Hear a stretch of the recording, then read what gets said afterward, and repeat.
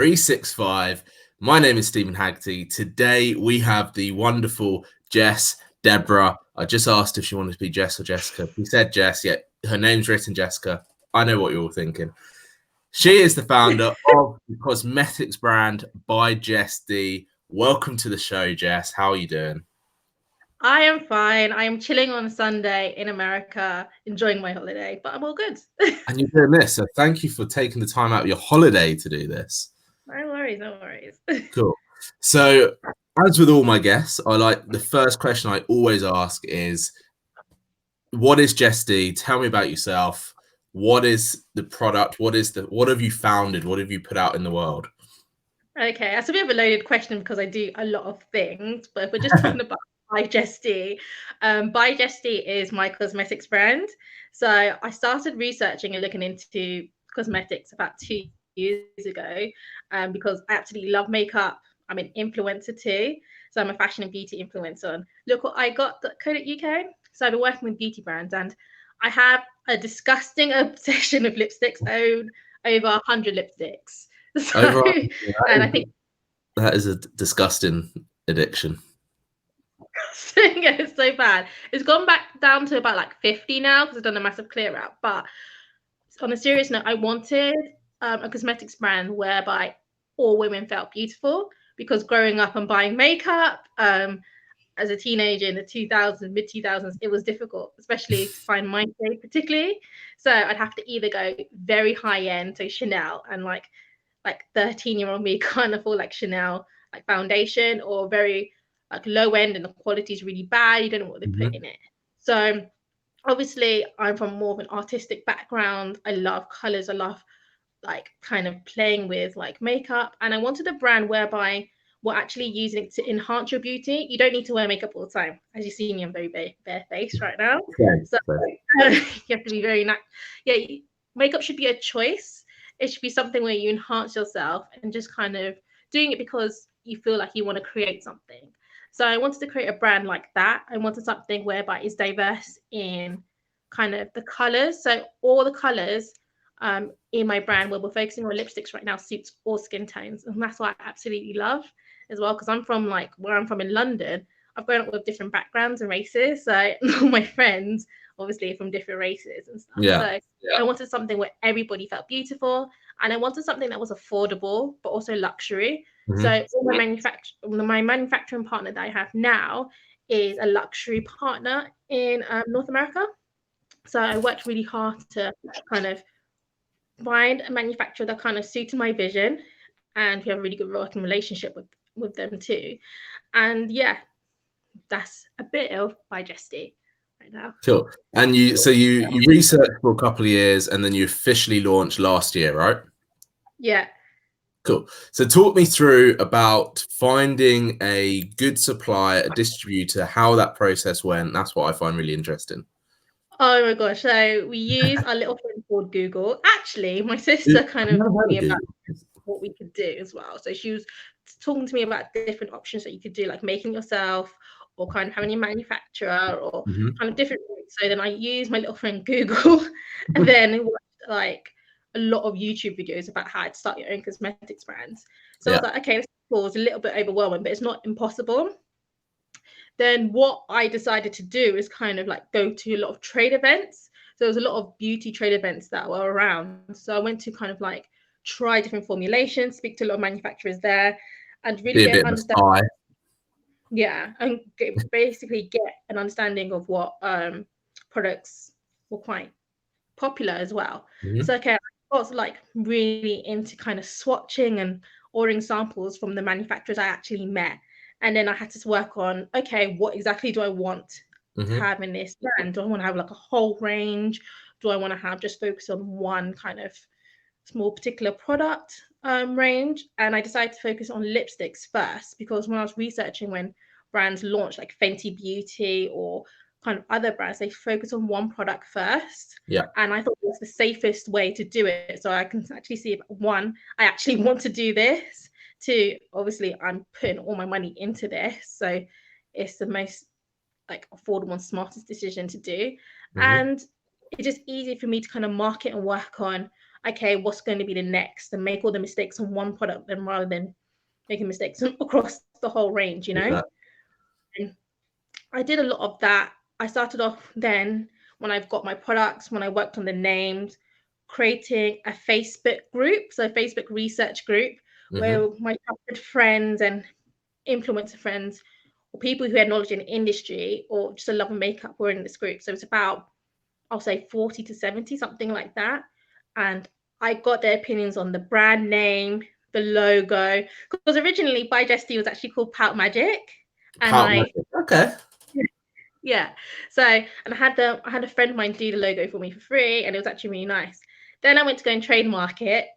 Then I lost my money because I was told by them that Ciato has something similar, so you might get into issues with it. So you made a founder's mistake of not checking before you did all the work. I know. I normally do that, but sometimes I just do Lesson things. learned. You learned the hard way. It's all good. I mean, like, it was annoying, but it wasn't like a low. It was a lot of money, but not like thousands of pounds, you know. So it was fine, and it was actually good because I was like, if I call it Power Magic, I'm only going to be kind of limited to lip products. And my dream is to expand the range to face, eyes, you know, maybe even skincare. Yeah. So it actually worked out. So I went back to the drawing board. I made the logo myself this time. Came up with the name and said I wanted something whereby you actually know it's made by me, because I've created a lot of platforms and you don't know it's me. Like, I have a blogger platform and it's called FBL Bloggers, and nobody knew it was me. So I wanted something to say this is Jess's kind of product, which was kind of scary. Yeah, which was kind of scary because, like, if it's crap, then people will be like, oh no, but it's made by her. But in my mind, I was like, this is even more determination to make this really, really good, because my name is great motivation when you put your name to it. So we had that, and I was doing like product swatches, getting people's opinion on it. And then obviously there was a lot of insecurity about launching it. So, and I had a lot of personal things in my life which kind of delayed it. And it wasn't at that time the right time to launch it. I'm glad that I launched it last year, because I have a lot of knowledge now to actually launch a successful brand. And I launched in July and I had a launch video and everything. So brilliant. Let's talk about, you mentioned it earlier, but let's talk about some of those mistakes that you learned other than not checking the copyright. But let's talk about some of the mistakes that you've learned on that sort of 2.5 year journey before going officially live last July, and putting yourself out there, putting your name out there. What are some of the mistakes that you've learned and that you won't be doing again in the future? I think having like a proper plan. If you know me, sometimes I'm really like organized sometimes, and most of the time I'm just like, oh, this is cool, let me just go with the flow.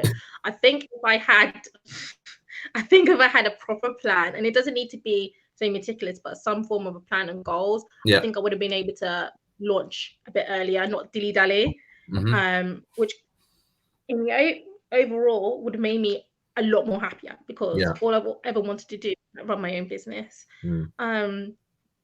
Another thing I did is kind of like wasted time with ordering loads of samples of manufacturers when I knew exactly the manufacturer I wanted to go to. And I think I wasted a lot of time getting too many opinions. Like, it's good to get it was just too much. Like, too many chefs in the kitchen. I think I really should just trust my instincts straight away. And that's a really good point though. Let's talk about that. Let's talk about when to trust your gut and when to trust your gut but still allow other people's feedback in. So for you, you just said, you asked a lot of people, and how did you know that actually, or at what stage did you get to asking all those people and you just went, you know what, I'm trusting my gut, I'm going with this, I'm running with this color scheme or this product? I think when I was changing the name and I put like different suggestions and people were putting stuff that I didn't like, I knew basically what I wanted and was still asking for like validation. And even the logo, people kind of like suggested logos that I didn't like. And I was thinking, I said, like in my like inside, like, sorry for anyone that's actually said awkward. But I've got such a strong opinion about how things look and like a strong focus on the actual vision that I was like, as soon as I was feeling that straight away, I should have just gone with what I wanted. It's So good why to didn't listen. you? Why didn't you go with your gut, do you think? I think it's something that I've always kind of struggled with, is trusting my instincts fully. And as I've gotten older, at the tender age of 29 now, I realized that I have good opinions. I've got strong like ideas. I should just trust it. And what I really kind of started to learn is like the brand is always going to evolve. I think I was thinking too much as the end goal, like seeing it like in Harrods or being in magazines and thinking that this is going to be it and it can never change, but it can and it will change, you know. So I think I was thinking too much about that. And when I relaxed and said, you know what, this is just a starting point, like do your best, obviously, but it's going to evolve. Just launch. And it I'd will have to say always that evolve. I know. And I think I was just, I'm perfectionist, and I'm perfectionist sometimes it's just so like limiting. Because like I was like, no, we got to change this. No, okay, for like the packaging for the first launch, we need to do this. Okay, I want to do a huge shoot. And I'm thinking, where's all this money coming from straight away? Just need to start off small. You're putting a lot of Sometimes pressure on yourself before you very even much start. so, which is what I do. Which is another tip. Don't put too much pressure on yourself. Just start. And I kind of went back to when I started blogging. I didn't put pressure on myself. I was like, this is going to evolve. So I just started, you know. And I think that's what you should do when you're starting off your brand. And reading articles of how like things like Google started and bigger brands and like Misguided, their logos were terrible. Their first websites were terrible, but they've grown, you know. They've all evolved. So I finally let go of that. And it was actually like a lot of my friends and my family especially would be like, just start. And my sister was teasing me and she was like, you're not going to launch this, knowing that I will, because I like kind of competition. I was like, no, I'm going to launch this. And the final straw kind of happened when I was walking for my last contract with my mate James, and he goes to me, you have all the ability to shine, why aren't you shining? And that day I launched a website. Like, it was in the process. That's all you needed. I'm gonna do. He just gave you that push. You're at the edge. Yeah, like if you're watching it, thanks. Yeah, basically. So, you know, your background has always been marketing, right? It's always been social media, that side of things. So what's been the biggest difference for you in terms of having that, I would call it a virtual service or not a physical service versus the By Jess D, which is a physical product? You know, you're going to trade fairs, you're trying to get it in stores, you're shipping it out to customers. What's the biggest difference that you've seen in terms of running those sort of different businesses? Well, one is actually a physical product. So I'm actually getting to hold the product. So dealing with that and actually going to speak to people face to face, because sometimes when I'm doing, obviously I work in social media on a day-to-day, most of the things are online. So I don't have to actually see people. And it's a bit, I don't really like that because I'm a people person. So I actually like to meet and talk to people and get to see what they like and see how I can change my marketing strategy face to face, rather than kind of guessing and like reading analytics when I'm doing like social media. And for me, when I was doing the 2 trade events this year, it was good because I wanted my target market to be slightly younger. So I thought they'd actually buy like such as like 23, the 18 to 23 market. And they didn't buy. The older people were buying, so 25 to like 25. They were literally not thinking about it because it was more of a luxury product. Their price, my lipsticks are priced about $16.99, which for some people are like, whoa. They don't want to spend that because L'Oreal can get $7.99 lipstick, but L'Oreal lipstick doesn't stay as long as mine is, to be honest. It's not as good quality. And I think older people, older women, focus more on quality and they want something that's going to last longer, whereas younger people, like for when I was younger, you want something that's hot and trend and you're not really thinking about, is it going to be last longer? And I feel like older people are more like brand loyalists. So it kind of changed my mindset and changed how I kind of make content, how I'm planning, who I'm marketing to, who I need to speak to, because I'm not going to market this as a cheap product. It has to be, it's affordable, but I never want it to be something that you get like in. You don't want it found in Primark, basically. Yeah, basically. I don't want it to be a £1 lipstick. It's not going to happen. So, you know, so that tells me that, you know, you had an ideal client in mind, and then when you went to market, it changed, right? So What have you had to, how have you adjusted and adapted for that change, you know, from the young people to the more professional market, maybe you might say? So right now I'm doing my Q1 2020 planning for By Jess D. Yeah. So in terms of like the content and the type of content that I guess like Iconic London, which is more of a young beauty brand, would do, I'm tweaking it a bit to kind of suit older audiences as well. So maybe the content and the wording I would use. So a lot of them use like babe and bae and stuff like that. I'm changing the tone of voice to still kind of align with By Jess D, but also align with people a bit more older. Yeah. And then kind of changing the value proposition for each of the different like products as well. And thinking about, obviously, as someone who's more in the late 20s, who's got more disposable income, what kind of things am I looking for in a lipstick? So kind of taking those key like points and then making it creative in content as well. Yeah. What I did notice in the trade event is the second one I went to was really cool. It's a bigger platform called Blogosphere Magazine Festival. So I was invited because I know the editor or the owner. And most of the people that will come to the store were younger women. So like I was saying, like the 17 to 18. So they were a bit funny with spending money. Yeah. Whereas the older so I'm kind of thinking about which trade shows I hit in terms of like which ones actually I'm going to make more sales, which ones I'm going to get the best exposure to like buyers, and kind of like really kind of focusing my efforts in marketing and where I go to market as well. So yeah. And are you focusing more on to get this into stores and resellers, or are you focusing more to do online sales via social media? What's your game plan with that? So my game plan for that is to get into stores as well as being online as well. Because for makeup, the thing about it is you need to be there to try it. You need to see if it works for you. A lot of people don't know me. So the people that have bought it, I can speak and they can see that I'm bubbly. And I'm like, yeah, cool. We love your energy. We love your product. That's cool. The average Joe doesn't know me. So in order for them to test the products, they need to go into store to kind of try it. And hopefully with some of the opportunities, I'm not saying much, I should hopefully get the opportunity to be in stores. So that's what I've been doing. I've been looking into key markets I want to kind of enter, and obviously like focus on the market like now. So people from the UK and USA buy from me because those are my market, my social media is from. But I want to get into different markets such as Ghana, Nigeria, Dubai, and like the Middle East as well, because we've got a good kind of so I've done my research in Fantastic. into, like, beauty. So and you know, you're By Jess D, still a very early startup. Let's talk about investment, because we've spoken about investment before, but I'm really interested to figure out, you know, what's your plan? Are you going to go down the investment route? If you are, how do you anticipate that to evolve within the business?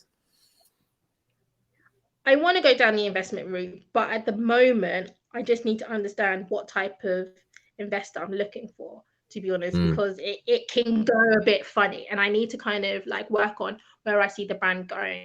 Yeah. Ideally, I can see in the top level that I want to expand the range, so look at kind of obviously full face makeup and all that.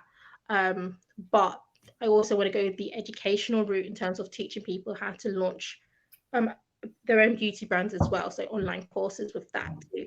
So, and then also do a subscription service. So I need to kind of work out what the overall plan is with that, and then work out the best investor for me, because I had an opportunity to go with another business to go with an investor. It didn't work as well because they weren't aligned to me. So we have to have the same kind of, they need to have an interest in the industry. It would be ideal if they had knowledge about it, but also have the same vision with me and how to kind of grow. So I just need to do a bit more research on the type of investors I'm needing. Yeah, that's really key, because I speak to a lot of founders, and one of the things that I always speak to them about is, what is your, you know, you have your ideal client avatar, but you also need your ideal investor avatar. Because if you're, you know, an investor relationship is something that's going to be evolving of your brand. It's going to change the dynamics. It's when you get this injection of cash, things are basically put on jet fuel that gives you that opportunity. So it's really, really great to hear that you are taking the time to actually figure out what that investment avatar looks like. So, you know, other than that, where else do you see more growth in the market that you're in? So, you know, you're in a cosmetics industry market. I'm assuming from, you know, from my outside perspective, it's quite an aggressive market. There's probably a lot of people wanting to launch their own cosmetic brands, their own lines of lipstick and makeup and that sort of thing. So what are you finding in that industry that is surprising you the most in terms of what you're doing? Nothing's really surprising me because the trends seem to make sense. But from what I've seen, there's been a lot of focus on skin. And I used to work in beauty as well. So it's all about natural and getting your skin correct and then having the makeup kind of sit on you. So I've seen a lot of focus on skincare, which is really, really good, because the reason I actually started wearing full face of makeup when I was 21. And the reason about that is because I was taught to really take care of your skin first. So skincare, I'm from the forecast I've been looking at, skincare is really, really big this year in the next couple of years. So have you seen in terms many of like not just putting things in place? Have you seen many like new skincare businesses start up and that could help your business and that you can align with, or what's going on? So I've seen like Makeup Revolution. So Makeup Revolution is, for someone who doesn't know, is an affordable beauty brand that's in like Superdrug and Boots and what have you. They've gone a step back a little bit and focus on skincare and like CBD as well. There's been a lot of CBD and a lot of at the moment. So they're taking a step back and going like, hey, we've got to focus on the skin because The Ordinary does it as well. So I've seen Primark's done it as well. So like, and Kylie Jenner, she's got Kylie Skin. So a lot of people are starting off makeup brands, but we're like, okay, we've got to think about the skincare first, because if you haven't got that right, it's going to look rubbish. So yeah. So, you know, you're nearly at your 1 year anniversary of By Jess D launch. Scary times. What has been some of the biggest hurdles that you've had to overcome in the first, you know, 9 coming up to 12 months? Oh, it's been quite a few. I think running, you know, I'm a freelancer, running the brand whilst I'm working every single day. I'll literally get orders, take them to work, drag James with me, my friend at work, like he's literally my sidekick, and then post at the same time. I think other things have been like organizing trade shows, also working full time, finding out opportunities, really hammering to PRs and being like, you know what, can you look at my brand? Where is it going to be a buyer's opportunities? Those type of things. And really kind of working on the plan and kind of where By Jess D is going to go, all that planning whilst I work full time. I think most of it is managing a side hustle, side business when you work full time. It's been so tricky. But I think the passion for, I can see the end vision. So I think the passion for that is kind of making everything easier in a way, worth it. 100%. When's the full time? When do you go Jess D full time? Then when do you think? When I get buyers, so I'm hoping that's what I'm trying to do. I think when I'm comfortable enough, when I have, in terms of when I get that first buyer, I think I'll kind of be reducing my freelance social media a bit, because the thing about freelance social media is quite good money. But I can like reduce it a little bit more when I can see like it's when you get the stability. When you get that, when you know, you need that stability in the business, when you're getting the consistent sales, that kind of thing. Yeah, when I get that stability, I guess, and it's kind of like, it'll be like, am I making enough a month to cover my bills and everything from this other avenue? That means I can reduce how much I'm doing in terms of freelance social media. So maybe doing 3 times a week rather than the 5 times a week, and 2 days a week, and then eventually I can just do it like a consulting. There's a lot of founders out there that are doing that, are juggling the two of having a startup and making it so that they're paying the bills still. You know, they've still got their job, but they've got this passion pursuit of that startup business. but you've always got to remember that you focus on the end game, like you said. Focus on why you started, for in your example, By Jess D, and how you're making that a reality. Which, how often as a founder do you allow yourself to sort of celebrate your own wins, celebrate the fact that you researched it for 2 and a bit years, you launched last year, you're now in the flow of this business? How are you celebrating that? Not well at the moment. I'm on a month holiday, so that's one way of doing that. I mean, it's all right for some.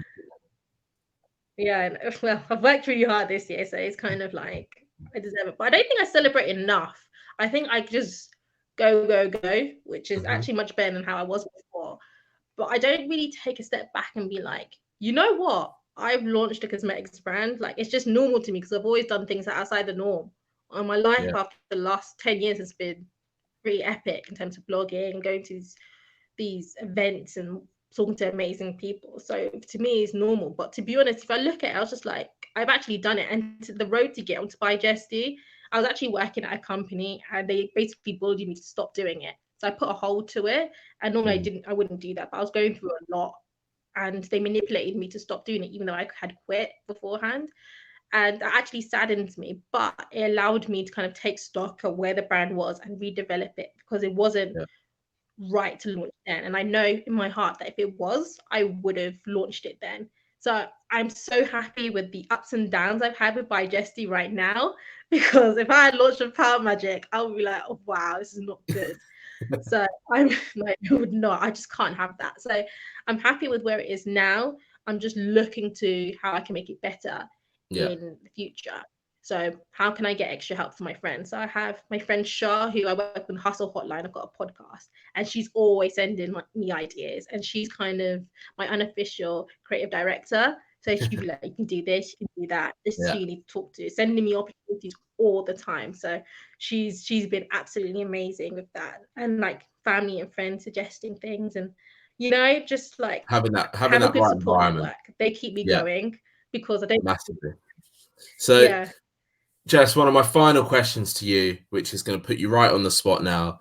If someone's listening to this now and they want to launch their own business, and maybe they're already working, very similar setup to you working, and they have that urge, they want to launch their own business. What are like 3 main tips or hints or help that you can give them that, like James gave you, that you've got to shine? What is the 3 tips that you can give to someone that maybe help them, give them that push? No pressure. Yes, a lot. Thanks, Steve. I think don't worry about being perfect when you launch, because the brand is going to develop. Number 2, seek advice, but don't lose your own voice. So don't always trust your instincts. Other people are you're going to have your vision ultimately, but their advice is there to help steer you in the right direction. But if you feel like it's totally rubbish, then don't go with it. And number 3, just do it, honestly. Like, don't think about it. Don't feel scared. It could go well. It could fail, but you're not going to die. Do you know what I mean? You'll be fine. It's one of my clients, they run a comedy company, and one of the things they always say is like, they're not saving lives. Just enjoy the process. Just enjoy it, which is spot on. Look, Jess, thank you so much for coming on, telling us about By Jess D, telling us about your journey. How can a few people find you and connect with you if they want to chat? Okay, so you can find By Jess D on Instagram and Twitter, by Jess D, at By Jess D. We're on Facebook as well, By Jess D Official. If you want to contact the lovely me, I'm on Instagram and Twitter as JD_LWIG. That's my influencer one. Chat to me, I'm on there all the time. Or you can just email me at hello@byjessd.com. Fantastic. Thank you so much, Jess. This has been Founders365. You have been guest number 5. Thank you so much for coming on. No worries.